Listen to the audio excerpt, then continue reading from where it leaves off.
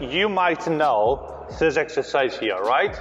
And the reason why I'm not suggesting you to do this is because, as you can see, as I am in a frog stretch, a common frog stretch here, there's a lot of friction. So I can't really spread my knees apart. I can't, because there's a lot of friction. Even though I might be on a regular floor, but there's still friction. There would still be friction. I can't really slide. But if I use a strategy where I'm just putting my back on the floor like this, and I open my legs and I put something on the knees, can you see there's no friction here?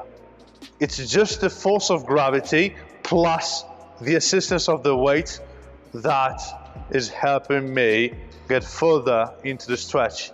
And this is a much better alternative, because in this way you can really work on your hip opening.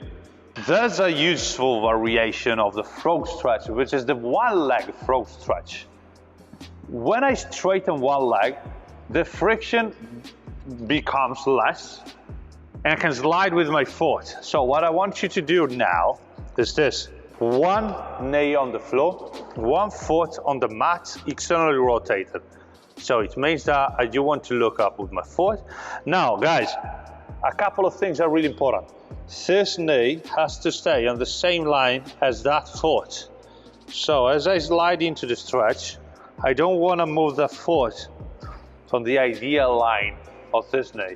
And the other really important thing is that my foot, my back foot, this foot here, has not to come in. It must stay on the same line as this knee. So think about this knee as the ideal point of this leg here and this foot here.